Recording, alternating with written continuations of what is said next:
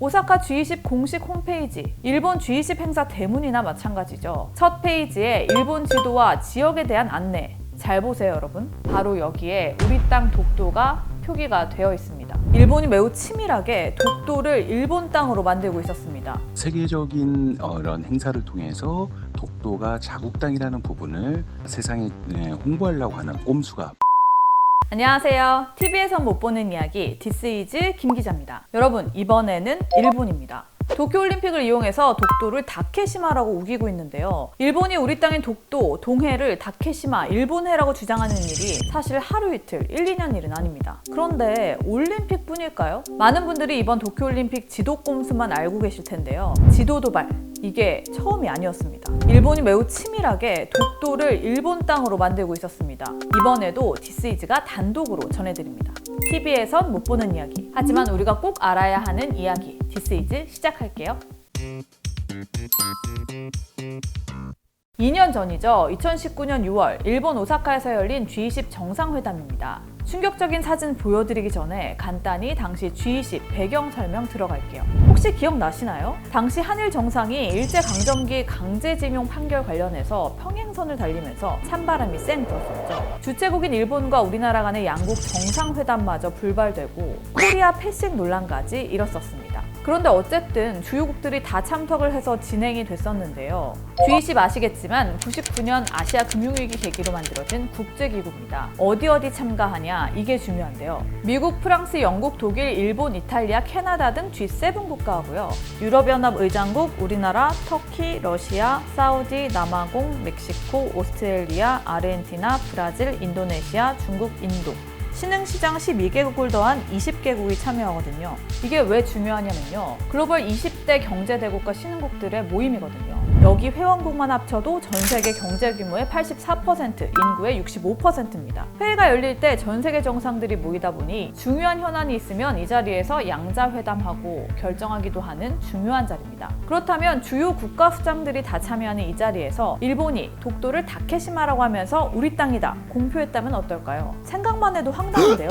실제 그런 일이 있었습니다. 언제? 바로 이 자리, 2019년 오사카 G20 정상회의에서요. 그 근거 자료를 디스이즈가 하나씩 풉니다. 자, 먼저 일본 정부 홍보 유튜브 채널입니다. 영상 틀기 전에 이미 썸네일에 다 박혀있는데 혹시 보이시나요?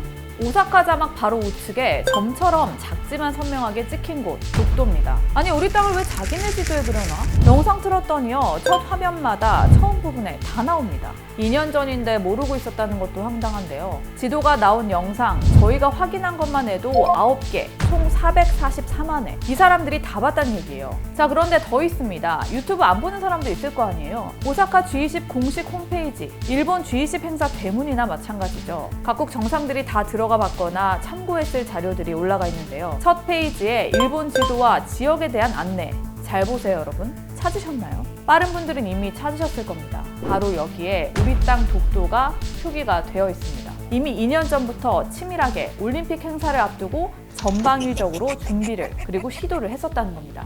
혹시 최근에 넣은 건 아닐까? 확인해봤더니 당시 2019년 그 지도를 이용한 기사가 있습니다. 일본이 뿌린 자료에도 있고 홈페이지에도, 그리고 유튜브 홍보 영상마다 다 박혀 있습니다. 그런데 지금 우리 외교부가 일본 대사 불러서 항의하고 지도에 다케시마 지워라 강력 항의했잖아요. G20 당시에는 조용했습니다. 기사를 아무리 찾아봐도 자료를 봐도 없습니다.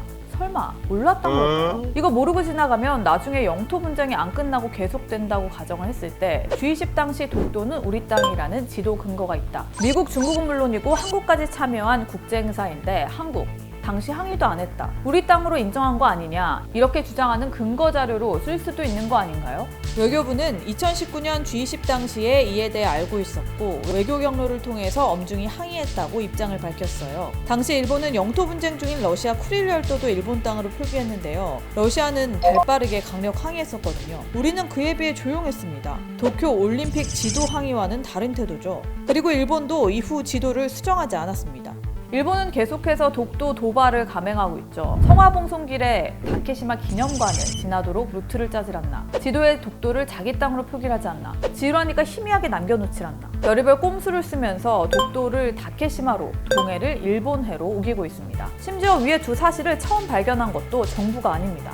여러분, 역사는 기록입니다. 이 기록 그냥 넘어가면 나중에 일본이 어떤 근거로 쓸지 아무도 모릅니다. 일제강점기 시절 강치 멸종시켜놓고 강치 잡으며 어업활동을 했다. 사진 보여주면서 독도를 다케시마다 우리 땅이다 주장하고 해외 국가들의 로비에서 표시한 일본의 지도 내밀면서 동해를 자기네 땅이라고 우기는 것처럼요. 세계적인 이런 행사를 통해서 독도가 자국 땅이라는 부분을 세상에 홍보하려고 하는 꼼수가 보이고요.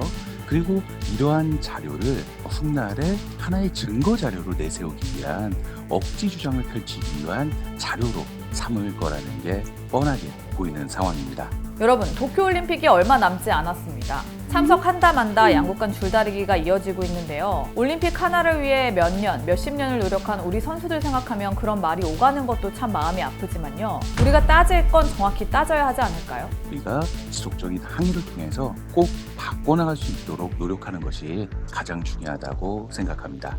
This is 오늘은 여기까지입니다. 유익하셨나요? 제가 사실 2013년도에 독도 취재를 다녀와서 독도에 대한 인연이 남다르거든요. 그래서 이번 취재가 더 기억에 남을 것 같습니다.